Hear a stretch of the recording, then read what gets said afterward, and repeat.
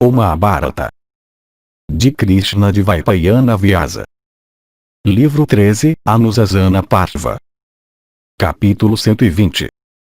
Vyasa e Maitreya sobre conhecimento, penitências, caridade. Yudhishthira disse: qual entre estes três é superior, isto é, conhecimento, penitências, e caridade? Eu te pergunto, ó o principal das pessoas justas. Diga-me isto, ó o avô. Bhishma disse. Em relação a isto é citada a velha narrativa da conversa entre Maitreya e o Krishna nascido na ilha. Uma vez o Krishna nascido na ilha, ó rei, enquanto vagava pelo mundo em disfarce, procedeu para Varanasi e visitou Maitreya, que pertencia por nascimento a uma linhagem de munis. Vendo Vyasa chegar, aquele principal dos rishis, isto é, Maitreya, lhe deu um assento e depois de cultuá-lo com os ritos devidos, o alimentou com comida excelente. Tendo comido aquela boa comida a qual era muito saudável e que produzia todo tipo de satisfação, Krishna de grande alma ficou muito contente, e enquanto estava sentado lá ele até riu alto. Vendo Krishna rir, Maitreya se dirigiu a ele, dizendo: diga-me, ó de alma justa, qual é a razão do teu riso? Tu és um asceta, dotado da capacidade de controlar tuas emoções. Grande alegria, parece, veio sobre ti. Saudando-te, e adorando-te com cabeça inclinada, eu te pergunto isto é, qual é a força das minhas penitências e qual é a grande bem-aventurança que é tua? As ações que eu faço são diferentes daquelas que tu fazes. Tu já és emancipado, embora ainda possuindo ares vitais. Eu, no entanto, ainda não estou livre. Apesar disso eu penso que não há muita diferença entre nós. Eu sou, além disso, distinto por nascimento. Vyasa disse. Esta admiração que tomou conta de mim, veio de uma ordenança que parece como uma hipérbole, e de sua afirmação paradoxal para a compreensão das pessoas. A declaração dos Vedas parece ser falsa. Mas por que os Vedas diriam uma inverdade? É dito que há três caminhos que constituem os melhores votos de um homem. Nunca se deve ferir, sempre se deve dizer a verdade, e se deve fazer caridade. Os rishis de antigamente anunciaram isto, seguindo as declarações dos Vedas. Estas injunções foram ouvidas nos tempos passados, elas devem certamente ser seguidas por nós até em nossos tempos. Mesmo uma pequena doação, feita sob as circunstâncias declaradas, produz grandes resultados. É dito que pela doação mesmo de um palmo de água alguém pode chegar ao local que é alcançável por 100 sacrifícios. Esta ordenança, a qual parece uma hipérbole, e sua afirmação por instrutores védicos que parece com um paradoxo, me deixam muito surpreso. Os Vedas dizem que ninguém alcança tal local sem uma centena de sacrifícios. Isto parece ser falso, pois pessoas o alcançam por fazerem até pequenas doações para pessoas dignas em momentos apropriados. Para um homem sedento tu deste um pouco de água com um coração sincero. Tu mesmo sedento e faminto, tu, por me dares tal alimento, conquistaste muitas regiões sublimes de bem-aventurança, ó pujante, como alguém faz por muitos sacrifícios. Eu estou muitíssimo satisfeito com tua doação muito sagrada, como também com tuas penitências. Tua força é aquela da virtude. Tua aparência é a da virtude. A fragrância da virtude está em volta de ti. Eu penso que todas as tuas ações são realizadas em conformidade com a ordenança. Ó filho, superior a abluções em águas sagradas, e superior à realização de todos os votos védicos é a caridade. De fato, ó Brahmana, a caridade é mais auspiciosa do que todos os atos sagrados. Se ela não for mais meritória do que todos os atos sagrados, não pode haver questionamento sobre sua superioridade. Todos aqueles ritos prescritos nos Vedas os quais tu louvas não se aproximam da caridade, pois a caridade é sem dúvida, como eu considero, repleta de mérito muito superior. O caminho que é feito por aqueles homens que fazem doações é o caminho que é trilhado pelos sábios. Aqueles que fazem caridade são considerados assim como doadores de ares vitais. Os deveres que constituem a virtude estão estabelecidos neles. Como os Vedas quando bem estudados, como o controle dos sentidos, como uma vida de renúncia universal, assim mesmo é a caridade a qual é repleta de mérito muito superior. Tu, ó filho, te elevarás de alegria para alegria maior por teres te dirigido ao dever de fazer doações. O homem de inteligência, que pratica este dever, certamente se eleva de alegria para alegria maior. Nós, sem dúvida, temos encontrado muitos exemplos diretos disto. Homens dotados de prosperidade conseguem obter riqueza, fazer doações, realizar sacrifícios, e ganhar felicidade como resultado disso. É sempre observado, alto de grande sabedoria, acontecer naturalmente que a felicidade é seguida pela miséria e a miséria é seguida pela felicidade. O sentido é que aqueles que buscam prazeres carnais encontram com a miséria como o fim, e aqueles que praticam austeridades encontram com a felicidade como sua recompensa. Homens de sabedoria dizem que os seres humanos neste mundo têm 3 tipos de conduta. Alguns são justos, alguns são pecaminosos, e alguns não são nem justos nem pecaminosos. A conduta da pessoa que é devotada a Brahma não é considerada de algum desses modos. Seus pecados nunca são considerados como pecados. Assim também o homem que é dedicado aos deveres prescritos para ele não é considerado como justo nem pecaminoso, pelo cumprimento daqueles deveres. Aqueles homens que são dedicados a sacrifícios, doações e penitências são considerados como justos. Aqueles, no entanto, que ferem outras criaturas e são hostis para com elas são considerados como pecaminosos. Há alguns homens que se apropriam do que pertence a outros. Estes sem dúvida vão para o inferno e encontram com a miséria. Todas as outras ações que os homens fazem são indiferentes, não sendo consideradas como virtuosas nem pecaminosas.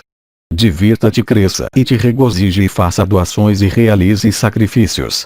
Nem homens de conhecimento nem aqueles dotados de penitências então poderão te sobrepujar. Capítulo 121. Maitreya sobre doações de alimento. Bhishma disse. Assim endereçado por Vyasa, Maitreya, que era um devoto das ações, que tinha nascido em uma linhagem dotada de grande prosperidade, que era sábio e possuidor de grande erudição, disse para ele estas palavras. Maitreya disse. Alto de grande sabedoria, sem dúvida isto é como tu disseste. Ó pujante, com tua permissão eu desejo dizer algo. Vyasa disse. O que quer que tu desejes dizer, ó Maitreya, diga, ó homem de grande sabedoria, pois eu desejo te ouvir. Maitreya disse. Tuas palavras sobre o assunto da caridade são impecáveis e puras. Sem dúvida, tua alma foi purificada pelo conhecimento e penitência. Por tua alma ser purificada, exatamente esta é a grande vantagem que eu colho disto. Com a ajuda da minha compreensão eu vejo que tu és dotado de penitências superiores. Com respeito a nós mesmos, nós conseguimos obter prosperidade através somente de uma visão de personagens como tu. Eu penso que isto é devido à tua graça e fluida natureza das minhas próprias ações. Obter uma visão de ti é a recompensa ou resultado das minhas próprias ações. Uma visão da tua pessoa leva à prosperidade, pela bondade que tu nutres por nós. Penitências, conhecimento dos Vedas, e nascimento em uma linhagem pura, estas são as causas da posição a qual alguém adquire de um Brahmana. Quando alguém tem estes 3 atributos, então ele vem a ser chamado de uma pessoa regenerada. Se o Brahmana estiver satisfeito, os Pitris e as divindades também estarão satisfeitos. Não há nada superior a um Brahmana possuidor de erudição védica. Sem o Brahmana, tudo seria ignorância. Nada seria conhecido. As 4 classes não existiriam. A distinção entre justiça e injustiça, verdade e mentira, cessaria. Em um campo bem cultivado uma colheita abundante pode ser colhida. Assim mesmo, uma pessoa colhe grande mérito por fazer doações para um Brahmana possuidor de grande erudição. Se não houvesse Brahmanas dotados de conhecimento védico e boa conduta para aceitarem doações, a riqueza possuída pelas pessoas ricas seria inútil. O Brahmana é ignorante, por comer o alimento que é oferecido para ele, destrói o que ele come, pois isto não produz mérito para aquele que o dá. O alimento que é comido também destrói o comedor, pois o comedor incorre em pecado por comer o que é oferecido para ele. Deve ser chamado corretamente de comestível aquilo que é dado para um homem merecedor. Em todos os outros casos, aquele que o aceita faz o presente do doador ser desperdiçado e o recebedor é igualmente arruinado para aceitá-lo impropriamente. O Brahmana possuidor de erudição se torna o subjugador do alimento que ele come. Tendo comido, ele gera outro alimento. O ignorante que come o alimento oferecido para ele perde seu direito aos filhos que ele gera, pois os últimos vêm a ser daquele cujo alimento permitiu ao progenitor gerá-los. Esta é a culpa sutil que se atribui às pessoas que comem o alimento de outras pessoas quando elas não têm a força para ganhar aquele alimento. O mérito que o doador adquire por fazer a doação é igual ao que o recebedor adquire por aceitar o alimento. O doador e o recebedor dependem igualmente um do outro. Isto mesmo é o que os rishis têm dito. Lá onde existem brahmanas possuidores de conhecimento e condutas védicas, as pessoas podem ganhar os frutos sagrados de doações e desfrutar deles aqui e no outro mundo. Aqueles homens que são de linhagem pura, que são extremamente dedicados às penitências, que fazem caridade, e que estudam os Vedas, são considerados como dignos do culto mais reverente. São aqueles bons homens que têm marcado o caminho por trilhar o qual uma pessoa não vem a ser entorpecida. São aqueles homens que são os guias de outros para o céu. Eles são os homens que carregam em seus ombros a carga dos sacrifícios e vivem pela eternidade. Capítulo 122. Conhecimento e penitências. Bhishma disse. Assim endereçado, o santo respondeu para Maitreya, dizendo: por boa sorte tu és dotado de conhecimento. Por boa sorte, tua compreensão é desse tipo. Aqueles que são bons aprovam muito todos os atributos justos. Que beleza pessoal e juventude e prosperidade não consigam te dominar é devido à boa sorte. Este favor feito para ti é devido à bondade das divindades.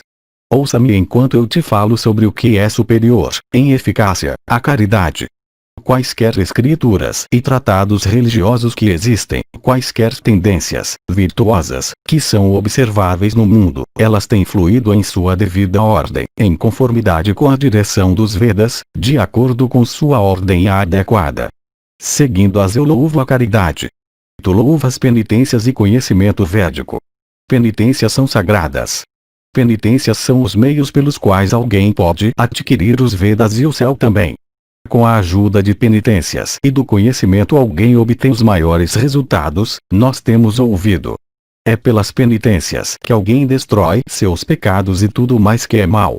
É sabido por nós que com qualquer propósito em vista que alguém pratique penitências, ele obtém a realização disto em consequência daquelas penitências. O mesmo pode ser dito do conhecimento. O que quer que seja difícil de realizar, o que quer que seja difícil de conquistar, que seja difícil para alcançar, e o que quer que seja difícil de atravessar, pode tudo ser realizado com a ajuda das penitências. De todas as coisas, as penitências são possuidoras de poder muito superior. O homem que bebe álcool, ou aquele que tira à força o que pertence a outros, ou aquele que é culpado de feticídio, ou aquele que viola a cama de seu preceptor, consegue superar com a ajuda de penitências. De fato, alguém vem a ser purificado de todos estes pecados através de penitências. Alguém possuidor de todo o conhecimento, portanto, tendo visão verdadeira, e uma seta de qualquer tipo, são iguais. Deve-se sempre reverenciar esses dois. O sentido é que um asceta praticante de penitências, em qualquer estado, e um homem possuidor de onisciência são considerados como iguais. Todos os homens que têm os Vedas como sua riqueza devem ser adorados. Similarmente, todos os homens dotados de penitências merecem ser adorados. Aqueles que fazem doações obtêm felicidade após a morte e muita prosperidade aqui. Homens virtuosos deste mundo, por fazerem doações de alimento, obtêm este mundo e aquele do próprio Brahman com muitas outras regiões de felicidade superior. Aqueles homens que são adorados por todos, eles mesmos adoram aquele que faz doações. Aqueles homens que são honrados em todos os lugares, eles mesmos honram aquele que faz doações. Aonde quer que o doador vá, ele é elogiado. Aquele que faz ações e aquele que omite fazê-las obtém cada um o que é proporcional às suas ações e omissões. More nas regiões superiores ou inferiores, uma pessoa sempre alcança aqueles lugares aos quais ela vem a ter direito por suas ações. Com respeito a ti, tu sem dúvida obterás qualquer alimento e bebida que tu possas cobiçar, pois tu és dotado de inteligência, bom nascimento, conhecimento védico, e compaixão. Tu és possuidor de juventude, ó Maitreya. Tu és cumpridor de votos. Seja dedicado à virtude. Receba instruções de mim com relação àqueles deveres os quais tu deves seguir primeiro, os deveres, isto é, de chefes de família. Naquela casa na qual o marido está satisfeito com sua esposa, e a esposa satisfeita com seu marido, todos os resultados auspiciosos se seguem. Como a sujeira é lavada do corpo com água, como a escuridão é dissipada pelo esplendor do fogo, exatamente assim o pecado é purificado pela caridade e penitências. Bênção para ti, ó Maitreya, que mansões sejam tuas. Eu parto daqui em paz. Mantenha em mente o que eu disse. Tu então poderás colher muitas vantagens. Maitreya então andou ao redor de seu convidado ilustre e curvou sua cabeça para ele, e unindo suas mãos em reverência disse: que a bênção seja para ti também, ó santo. Capítulo 123. Deveres das mulheres castas e boas. Yudhishthira disse: ó tu que és familiarizado com todos os deveres, eu desejo saber, em detalhes, qual é o comportamento excelente das mulheres castas e boas. Ó avô, fale-me sobre isto. Bhishma disse: uma vez, nas regiões celestes, uma dama chamada Sumana da linhagem de Kekaya, dirigindo-se a Sandili possuidora de grande energia e conhecedora da verdade relativa a tudo e dotada de onisciência, disse: por qual conduta, ó dama auspiciosa, por qual curso de ações, tu conseguiste chegar ao céu, purgada de todo pecado? Tu resplandeces com tua própria energia como uma chama de fogo. Tu pareces ser uma filha do Senhor das Estrelas, vindo para o céu na tua própria refulgência. Tu usas vestimentas de branco puro, e estás muito alegre e em paz. Sentada naquela carruagem celeste, tu brilhas, ó dama auspiciosa, com energia multiplicada 1000 vezes. Tu, eu suponho, não alcançaste esta região de felicidade por penitências e doações e votos insignificantes. Diga-me a verdade. Assim questionada gentilmente por Sumana, Sandili de sorrisos doces, dirigindo-se à sua formosa interrogadora, respondeu dessa maneira para ela fora da audição de outros: eu não vesti mantos amarelos, nem cascas de árvores. Eu não raspei minha cabeça, nem mantive madeixas emaranhadas em minha cabeça. Não foi por causa destas ações que eu obtive a posição de uma celestial. Eu nunca, por negligência, dirigi alguma palavra desagradável ou má para meu marido. Eu era sempre dedicada ao culto das divindades, dos pitris, e dos brahmanas. Sempre atenta eu servia e atendia a minha sogra e sogro. Era minha resolução que eu nunca deveria me comportar com falsidade. Eu nunca costumava ficar na porta da nossa casa nem falava muito tempo com alguém. Eu nunca fiz alguma má ação. Eu nunca dei risada alta. Eu nunca fiz alguma injúria. Eu nunca revelei algum segredo. Exatamente assim eu sempre me comportei. Quando meu marido, tendo deixado a casa em algum trabalho, costumava voltar, eu sempre o servia por lhe dar um assento e o adorava com reverência. Eu nunca comia alimento de algum tipo que fosse desconhecido para meu marido e com o qual meu marido não estivesse satisfeito. Levantando cedo na alvorada, eu fazia com que fosse feito o que quer que fosse ocasionado e necessário ser realizado pelos parentes e amigos. Quando meu marido deixava o lar para ir para um lugar distante em algum negócio, eu permanecia em casa ocupada em diversos tipos de ações auspiciosas para abençoar seu empreendimento. Na verdade, durante a ausência do meu marido eu nunca usava colírio, ou enfeites. Eu nunca me lavava adequadamente, ou usava guirlandas e unguentos, ou decorava meus pés com tinta laca, ou meu corpo com ornamentos. Quando meu marido dormia em paz eu nunca o acordava mesmo se algum negócio importante requeresse sua atenção. Eu era feliz em sentar perto dele deitado adormecido. Eu nunca incitei meu marido a se esforçar mais ativamente para ganhar riqueza para sustentar sua família e parentes. Eu sempre mantive segredos sem revelá-los para outros. Eu costumava manter sempre nossos locais limpos. Aquela mulher que com atenção concentrada adere a este caminho de dever, se torna recebedora de honras consideráveis no céu como uma segunda Arundhati. Bhishma continuou. A ilustre e altamente abençoada Sandili, de conduta correta, tendo dito estas palavras para Sumana sobre o assunto dos deveres da esposa para com seu marido, desapareceu. Aquele homem, ó o filho de Pandu, que lê esta narrativa em toda lua cheia e lua nova, consegue alcançar o céu e desfrutar de grande felicidade nos bosques de Nandana. Capítulo 124. Conciliação e doações. Brahmana conciliado com Rakshasa. Yudhishthira disse: qual destes é de eficácia superior, conciliação ou doações? Diga-me, ó o chefe da linhagem de Bharata, qual destes dois é superior a respeito de eficácia? Bhishma disse: alguns ficam satisfeitos por conciliação, enquanto outros são satisfeitos por doações. Todo homem, segundo sua própria natureza, assume um ou outro. Ouça-me, ó rei, enquanto eu te explico os méritos da conciliação, ó o chefe da linhagem de Bharata, de modo que a mais furiosa das criaturas pode ser apaziguada por isto. Em relação a isto é citada a antiga narrativa de como um Brahmana, que tinha sido apanhado na floresta por um Rakshasa, foi libertado, com a ajuda da conciliação. Certo Brahmana, dotado de eloquência e inteligência, caiu em desgraça, pois ele foi capturado em uma floresta solitária por um Rakshasa que desejava se alimentar dele. O Brahmana, possuidor de compreensão e erudição, não estava agitado em absoluto. Sem se permitir ficar entorpecido pela visão daquele canibal terrível, ele resolveu aplicar conciliação e ver seu efeito sobre o Rakshasa.